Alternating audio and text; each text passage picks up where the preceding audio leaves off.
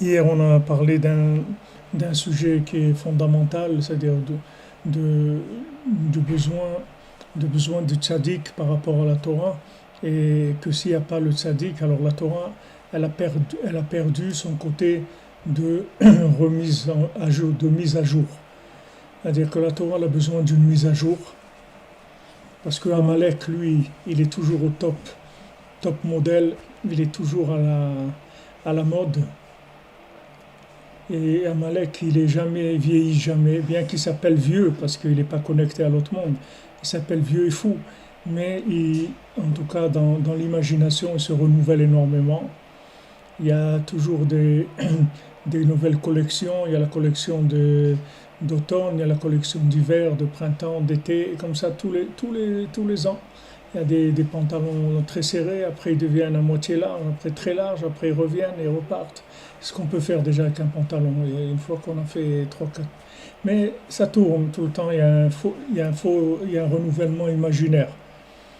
Donc si la Torah, elle est pas aussi connectée au tzaddik, qui est et Yosef, qui représente l'alliance, donc la Torah n'a pas de renouvellement.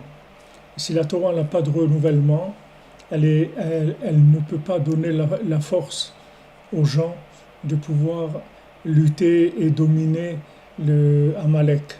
Donc tout simplement, les gens ils tombent parce ils ont de vieux enseignements qui étaient extraordinaires dans le temps où l'été, et après ça a changé.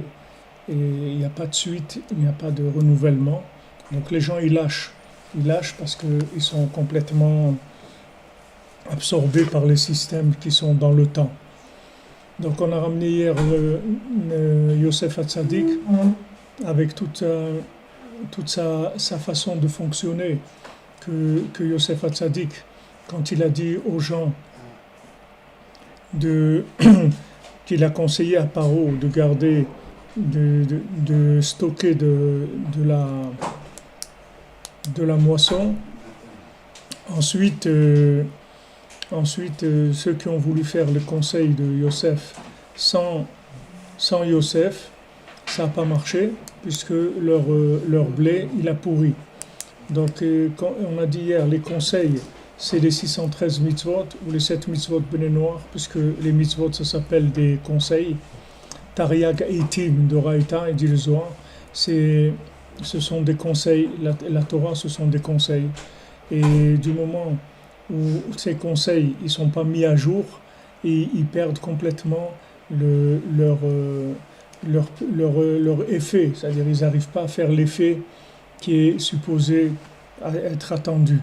Donc Yosef, lui, il a la mise à jour de la Torah, et tout son travail, c'est de la mettre à jour tout le temps, de manière à ce qu'elle puisse rentrer dans le temps et dominer le temps et maîtriser le temps, de manière à ce que les gens ne se fassent pas attraper dans le temps.